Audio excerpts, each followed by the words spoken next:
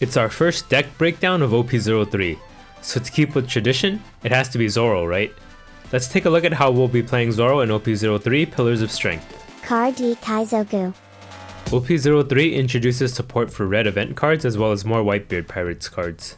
One of my favorite things about Zoro is that you actually use cards spanning every set. There's a little bit of OP01, OP02, and OP03 that all ties together into one cohesive deck. Just so we have all our bases covered, let's go over the leader. Zoro is a monocolor red, 5000 power, 5 base life leader. His leader ability reads, Dawn times 1, your turn. All your characters gain plus 1000 power. This leader ability incentivizes you to go wide and play as many characters as you can to benefit from the plus 1000 power you get from his leader ability. Without further ado, let's jump into the list. Starting by cost, we have 4 OP01 Otama. If you've been playing the One Piece card game, there's not much else to say about Otama. But in case you're new, Otama is most likely the best 2k counter in red. She's great as a counter in hand, and she's especially devastating on play as she can give enemy characters minus 2000 power. This can put key targets within range of Marco to take out. Since Zoro decks tend to go wide, you can also think of it this way. Giving minus 2000 power to a target is like giving every character and leader on your board 2 free Dawn when attacking into it. She's also searchable by Curly the Dawn, so she'll show up in hand more often than not. Next up, we have 4 OP02 Makino. Another flexible 2k counter we have access to in red. On top of already being useful as a 2k counter, she can buff another 1 cost red card by 3k power when you play her. This 1 Dawn investment can create deadly 6k or 7k attackers out of thin air. Next is 4 OP01 Nami, the first searcher Zoro ever got. Nami searches for our Rush Zoros, our Brooks, and most of our event cards. Next is 2 OP02 Magra. Magra allows us to go for a lot of very aggressive early plays by buffing our other 1 cost by 3k for 1 Dawn. He himself then becomes a body on board that we can buff with another Magra or Makino the turn after. Since we run 12 1-cost searchers, he'll find no shortage of targets to buff. Next up is 4 OP03 Izo, our first OP03 card of the deck. Izo is a searcher that can draw us Whitebeard Pirates cards. Izo helps us find our mid to late game threats much more consistently, and since he's in a Zoro deck, he'll even see use as an attacker despite his 2k stat line. Next up is 4 OP03 Buggy, another OP03 searcher for red. Buggy helps us search for event cards as fuel for cards like Marco to utilize. Drawing an event card doesn't feel as bricky when it comes with the 3k body, and that's basically what Buggy is.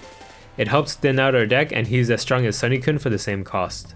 He's also immune to slash attribute characters and leaders, which can really throw some people off guard, especially in the mirror match, as Zoro is also a slash attribute leader. Next is 4 OP02 Curly the Dawn. Curly functions as a board swarmer.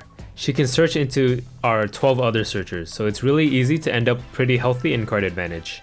She can even find our amazing utility 2k counters in Otama and Makino. Next is 4 starter deck Brook. He pays for himself, and you only need 1 more Dawn for him to become an attacker with your leader ability active.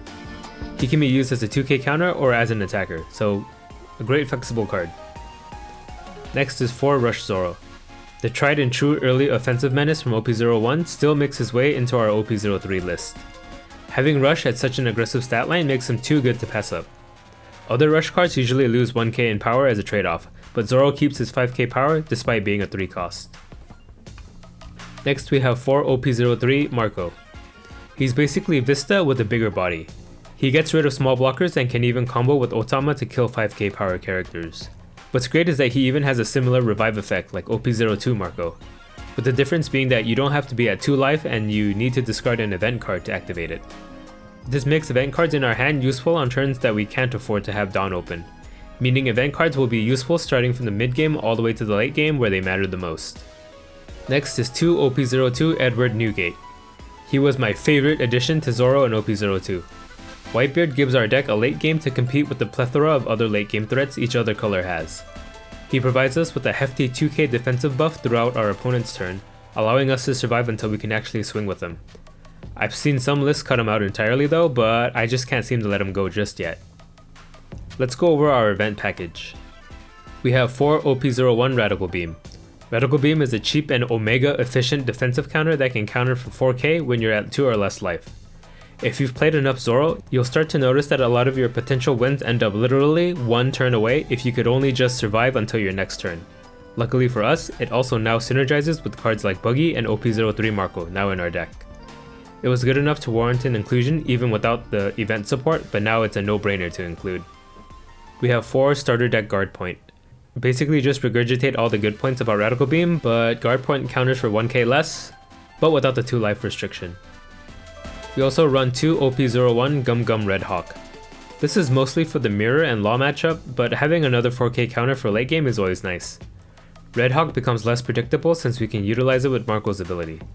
With 4 Buggies and 4 Curly Dodons to search into Buggy, 2 copies felt like it was enough since you'll most likely only need to use it one time to slow down other aggro decks. Here are some cards to consider if you want to run a different list than mine. OP02 Marco. I've seen quite a lot of other lists running OP02 Marco, he just felt clunky to me in testing. Since we're running so many Whitebeard cards now anyway, Blocker Marco can actually be used in the deck. Though his revivability only works at 2 life, being able to be both an offensive attacker and a defensive blocker in whichever scenario you need him makes him a very flexible card. OP02 Jozu. If we run OP02 Marco, Jozu works out better for us as a 2k counter over Brook, as he can be used to revive OP02 Marco. OP02 Whitebeard Pirates. Usually I would say event searchers are bad since you end up with net neutral in card advantage as opposed to a character searcher that would put you in the positive. But since Whitebeard Pirates can be used as fuel for both OP02 and OP03 Marco, along with being a free search on trigger, makes its inclusion make a lot more sense. OP03 Fiery Doll. It's 2 Dawn to give your leader 4 Dawn in power. A lot of the time, 2 Dawn is all we need to attack over potential counters in hand. Fiery Doll lets us do that for cheap. OP03 Fire Fist. Sometimes I find my hand gets clogged with event cards and they ignore our OP03 Marco. In these situations, it would be nice to be able to use the event cards for something like Fire Fist. Fire Fist is like a mini jet pistol that fires twice. It gives us another line of play with the event cards in hand, but can be niche in usage, and can be utterly useless in matchups like black. Here are cards that you'll want to see in your opening hand.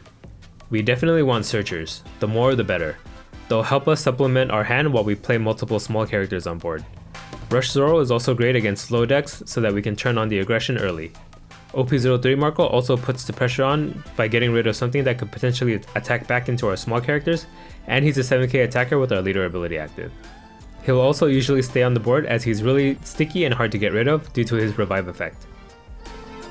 For matchups, against aggro you'll pretty much be racing. The tricky thing is that the first person to attack is the one whose board suddenly becomes vulnerable. Then it switches to being a battle of playing more characters than they can remove. That's where cards like OP03 Marco can help, as you can get rid of characters that could potentially attack back into yours later. Against mid-range, this version of Zoro can actually fight back in the mid-range game, with OP03 Marco that can revive to continue trading against their board. You also have access to strong defensive counters to keep your board alive. Whitebeard can go toe-to-toe with any other bomb, so you're covered at all stages of the game. Against control, you really just want to have to go as aggressive as possible. As many 5k attacks as you can manage to burn as many cards out of their hand as possible. You'll be able to play more characters than they can get rid of. That pretty much sums up my OP03 Zoro deck. He's still as fun in OP03 as he's ever been. We've seen his playstyle change from 2 cost 4k characters in OP01 to searchers and weenies in OP02 to this hybrid aggro, mid-range, event-heavy version of Zoro in OP03. The deck is ever evolving and feels fresh to play with every new set, despite the obsessive low-skilled whiners who like to complain about him every set. Does anyone else remember this early episode of Pokemon that involved a Scyther and Electabuzz that would go like crazy psycho whenever they see the color red and like Pikachu squirts ketchup on them?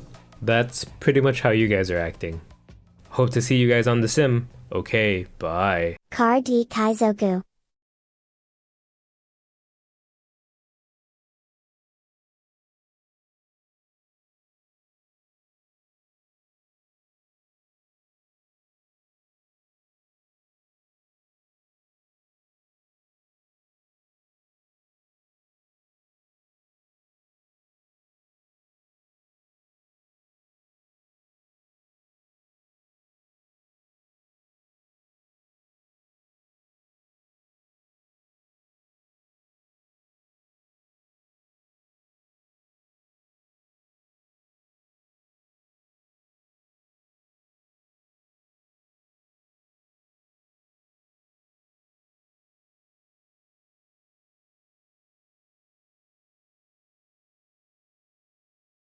Hope to see you guys on the sim. Okay, bye.